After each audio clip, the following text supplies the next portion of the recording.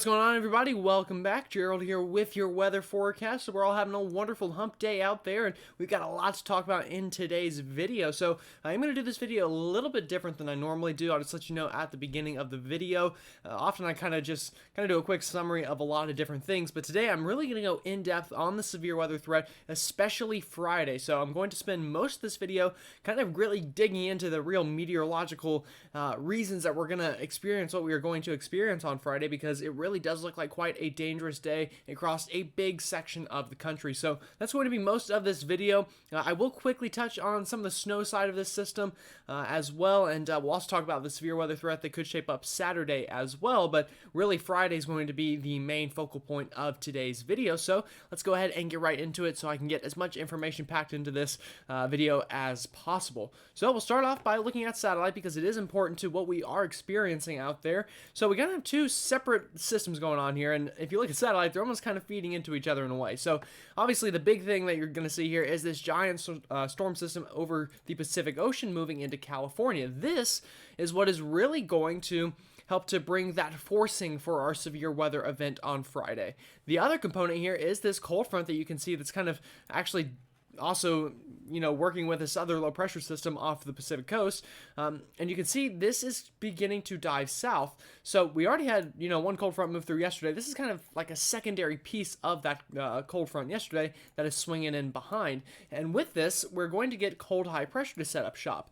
Now, what's later going to happen this week is that high pressure that sets up is going to eventually move offshore. And when that happens, you're going to get that clockwise flow from the Gulf of Mexico, and that's going to help to bring that really warm springtime weather up here through the Mississippi River Valley, and that is going to give us that thunderstorm fuel that we need. And that, combined with the forcing from this low pressure that's going to sweep the country, spells a lot of trouble for us on Friday afternoon and evening. So I want to show you those dew points as well out there. You'll notice yesterday we had kind of all this moist air down here to the southeast, but this kind of really dry air is really taken over, and that's that cold front I was talking about. So we kind of have high pressure set up right over the eastern half of the country right now, and that's helping to keep things kind of cool out there, at least definitely more dry than they have been. But as I just talked about, eventually that will work against us as that moves offshore here in the next day or so.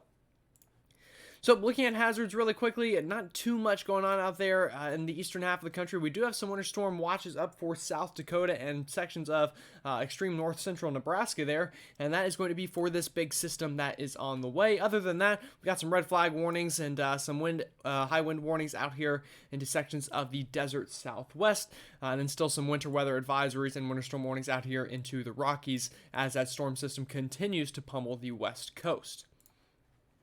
So one thing I do want to mention real quick with this secondary kind of cold front that's moving through the northeast right now is we are going to get this kind of band of snow to move through the northeast tonight, and it's almost going to be like kind of like an afternoon line of thunderstorms, but snow.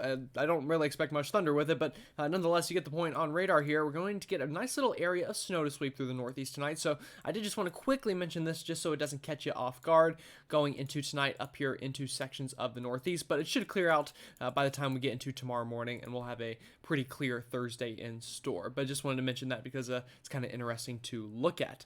So now kind of showing you the big overall view of what kind of to expect with this storm system as a whole. And again, right now, this is that cold front moving through the northeast, and then this is that big storm system out west. So we're going to watch how this evolves over the next couple of days. You can see the storm system is going to continue to move through the west, and this high pressure I've been talking about is going to continue to scoot offshore. Now, by the time we get into late Thursday and kind of overnight Thursday, you're going to see this high pressure is going to really begin to bring this clockwise flow up here through the Mississippi River Valley, and with that, we are going to get that warm air advection, as we like to call it, which pretty much is just a fancy way of saying we're going to get warm, unstable air to come up out of the Gulf and through this kind of central part of the country. Now, why that is ongoing, the storm system is going to eject out of the Rockies, and what we mean by that is just it's going to move out of the Rockies pretty much in here into the plains. And with that, it's going to bring all of this energy that it has with it, and then that combined with this warm air, that is what is going to cause problems for us. So You'll see that here on the national view as we get into Friday afternoon. Look at this big area of dangerous storms developing here right along the Mississippi River Valley. And then we will have some snow as well on the northern side of this, but that's not really the big time story with this system. The big time story will be this very big area of severe storm coverage on Friday, really from Iowa all the way down to Louisiana, likely seeing some severe storms. And really, this could be anywhere from large hail to definitely straight line damaging winds. And also, I would expect plenty of tornado warnings out of this thing as well come Friday afternoon. Now, as we go into Friday overnight, this continues to cross the Ohio River Valley, likely still carrying severe weather into the overnight, so likely going to have some nocturnal dangerous storms, much like we did last Friday. But then we get kind of a second flare-up of these storms on Saturday afternoon down here into sections of the Mid-Atlantic and Southeast that we will have to definitely watch out for as well on Saturday before this whole thing finally clears out and we have a much nicer Sunday in store for much of the lower 48. So, one thing I do want to show you here is the dew points, and this really helps to illustrate what I mean by that high pressure and why this is so important to this kind of whole equation as to what is going to cause the severe weather. So let me bring this back a little bit. You can see right now we have very dry weather over just about the entire lower 48, especially for springtime standards whenever you kind of expect that humid weather to return. We have very dry conditions for many of us right now. Now, as I move this ahead into time and that high pressure begins to move offshore, look at this flow. You'll see this will begin to really bring in these dew points, and that's just kind of helps to show you how humid the air is or how unstable the air is in terms of I guess just the lifting that we're going to get from the actual kind of heat side of the instability, not so much the forcing side. But anyway, the main takeaway from this is look at these dew points stretching all the way up the Mississippi River, all the way up through Iowa, and that's why this is going to be such a big area of dangerous storms, is because we have conducive enough dew points in the atmosphere, or thermodynamics, if you will, all the way from Iowa down through the Gulf Coast. And you can see that area of unstable weather will kind of follow that front and follow that severe weather path as it moves on through the lower 48. So I did want to mention the snowfall real quick, and just to show you some of these areas here, especially into South Dakota, I think we're going to get a pretty good area of 3 to 5 inches of snow, and that will likely stretch through sections of Minnesota, and then even going into the Great Lakes here, another big area of snow here, especially into the UP of Michigan, where we could get past half a foot of snow. But again, I don't think this is really the big time story with this system, so I'm just going to kind of gloss over this a bit. So now looking at the severe weather threat day by day here, we'll start with Thursday just to show you the general threat area, but I'm mainly going to show you the radar imagery that we think can unfold for Friday and not so much Thursday, but I did want to mention Thursday even though it is a bit of a lower risk day. So Thursday, we could see some of those strong storms here through sections of southeastern Kansas, much of Oklahoma, and extreme north central Texas. Then another area here potentially of some strong storms through sections of South Dakota, Nebraska, and Minnesota. But as we've been talking about, the big day is Friday, so you can see we already have a big area of enhanced risk here, all the way from Des Moines down through Little Rock and Memphis, and then even that slight risk and marginal risk stretching even further out, all the way as far east as Knoxville, Tennessee, and as far south as Jackson, Mississippi, and Shreveport, Louisiana, also in that threat area. So really the threat goes from sections of Minnesota all the way down to kind of Birmingham and Dalton, Georgia, is the extent that this risk goes for severe weather on Friday and Friday night. So now getting into radar imagery, I'm going to start here on Friday morning. This is just one model run, so don't take this to heart, but this is a pretty good idea of what I think we can expect on Friday. So I think Friday morning we could definitely have some just scattered showers and storms here through sections of Illinois, sections of Missouri, Kentucky, Tennessee, but that's just kind of the precursor to what will really be the more dangerous part of this. So as we get into Friday afternoon and we go further into the day, we're going to have this kind of line of broken showers and storms set up back here to the west. And this is when things will get dangerous on Friday afternoon. So anywhere from Iowa all the way down here to eastern Texas, we're going to have to watch this area of storms. And as we move this ahead into time, you can see they're going to continue to organize and continue to strengthen through the overnight Friday and even into the evening hours of Friday, whenever this is beginning to really cross the Mississippi River here, all the way from Indiana all the way as far south as Memphis, having that risk. So I think this will be kind of split up into two separate areas. We'll have this kind of northern piece of the storm and then this southern piece. So up here into this northern piece, I think we'll definitely have some tornadoes, but we're going to have some really crazy big time straight line winds. Down here into this southern piece, this is where we could get more of a supercellular threat, I think. So it'll be more, I guess, scattered in terms of the severe weather down here to the south, but whatever can get going has the potential to produce very strong and dangerous tornadoes during the day Friday, and especially during Friday evening. Then as we go into overnight Friday, this line of storms will continue to push eastbound, but unfortunately this is as far out as our model goes, at least for now. We'll be able to bring this out further as we get a little bit closer to the event. So now going into a bit more of the kind of meteorological side behind why we're seeing what we're seeing, we're going to look at different aspects of the atmosphere here. So first thing we're going to look at is mixed layer CAPE. And what this is, it just kind of shows the instability in the air. So let me bring the screen down a little bit. And if you look at the bottom here, this is the key to look at. So, the higher into these brighter colors you go, the more conducive it is for these storms to become dangerous pretty much. So you'll notice as we go through the day Friday, we're going to have a big area of this CAPE or this instability riding along with these storms. So that is going to help to fuel them, and that will continue throughout much of the day Friday before finally going into the overnight Friday, we kind of lose that instability aspect of the system, especially up here to the north. So this is another thing we're going to have to watch. Generally with these storm systems, you get a bit more CAPE here to the southern side just because it's easier to tap into that unstable Gulf of Mexico air compared to the northern side. But this model run shows kind of very similar instability values through both regions of these storms. So that's one component.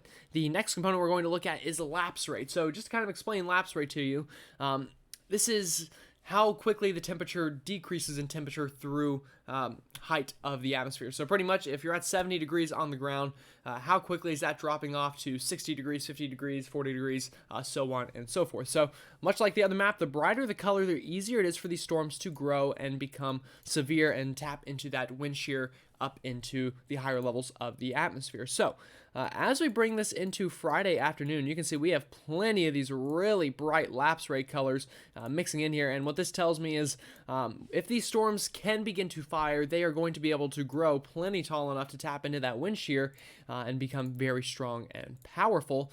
And that looks to be pretty common through much of this area of storms here as they continue to cross the Ohio River Valley on Friday. So that's another component that looks very favorable for severe storms. Next thing we're going to look at here is wind shear. So you can see going into Friday afternoon, you can see these really bright colors begin to work their way into the picture. And once you start getting colors here into this range, anything that's red, that's when things get dangerous. Once you get into these yellow colors, that's when things get kind of insane on the scale of wind shear. So this is also plenty conducive enough to produce very strong and dangerous storms as well on Friday. And you can see again, that's going to really sweep throughout much of the Ohio River Valley. So if we add all of this up, I know a lot of people are wondering about kind of just what are the ingredients for tornadoes here? Should I be worried about tornadoes? So what this is kind of all those things added up together, and it tells us with those ingredients who has the highest likelihood of seeing a strong tornado. So to look at that, what we're going to do is we're going to look at the significant tornado parameter. So we'll bring this ahead into Friday morning, and going into Friday afternoon, you can see these ingredients line up very well with what we were looking at on radar, with those chances really increasing of strong tornadoes to form here through much of Arkansas, Missouri, Iowa, and that will even continue eventually down here into sections of eastern Tennessee, eastern Kentucky, and into even places like Mississippi, again, into the overnight areas of Friday. So just to summarize this kind of section of the map, again, I think really this entire area of the map here is going to be a big hotspot on Friday and Friday evening. I think up here into the northern section will be bigger during the day Friday, and then as we get into Friday evening, that threat will shift further to the south here where we still have that instability to work with, and we can have a bit of an overnight tornado threat come Friday evening down here into sections of Arkansas, Tennessee, and Mississippi. So moving this to Saturday, this is another day that we're going to see severe weather, I think, and I'll move this map ahead for you. And you can see as we get kind of into early Saturday morning, we're going to get this line of broken storms that after they have moved east from the day prior are going to cross the Appalachian chain likely early in the day Saturday, and there shouldn't be too much severe weather threat then. But as we get into kind of Saturday afternoon, once we begin to work with some more instability, any of these storms left over here along the Carolina coastline and southern Georgia could definitely have the potential to become severe and produce strong winds and even the threat of an isolated tornado or two. So another way we're going to look at this is an overlap of CAPE, which we talked about earlier, which is kind of an instability, combined with a hodograph. So I'm not going to explain a hodograph too much because it's quite a complicated thing, but what you kind of want to look for here in a hodograph is these general shapes. So the more kind of curved that a hodograph looks like, the more conducive it is for storms to begin to rotate. So if this is my hodograph, you're going to kind of want the line to look something like this in general for the storm to be rotating. So kind of watch where you get that to overlap with this instability. So as we move this ahead into Saturday afternoon, you can see we get nothing off the charts, but definitely a flare-up of that instability here into the coastal areas of South Carolina, Georgia, and North Carolina. And we do as well have some of these hodographs kind of curving a bit. So you notice in a lot of these places, these hodographs are at least somewhat conducive for tornadic activity, especially down here into coastal areas of South Carolina, where we have that overlap of instability and those favorable hodographs. So I know this video is kind of more of an in-depth kind of sciencey feel to it, but hopefully you enjoyed it. Kind of just felt like doing something a little bit different, and I think it's also important to kind of try to explain why we're going to see what I think we will see on Friday afternoon and evening. But with all that said, if you did like the video, definitely consider hitting the like button, and if you haven't already subscribed, also definitely consider doing so, and make sure to kind of get this video out to anyone you know that you think might need to know this information. Also, I didn't do this at the beginning of the video, but I kind of wanted to, I guess, here at the end, since I forgot to at the beginning. But I did want to send a bit of a shout out and a thanks to those of you that come back every day. Now that we've kind of gotten out of the snowy period of the year, the views have kind of really calmed down a bit, which I'm not complaining, nor am I not complaining, nor am I worried about it, I guess is what I'm trying to say. But I just want to say thanks to you that come back every day, and two of you in particular who are really active in the comments section, and that means a lot to me, and I'm sure you two know who you are, because you always come back every day and you leave some nice message in the comments. So I'm always very appreciative of that, and it makes my day to see that as well. So anyway, I hope you have a great rest of your Wednesday, and I will see you all tomorrow on Thursday.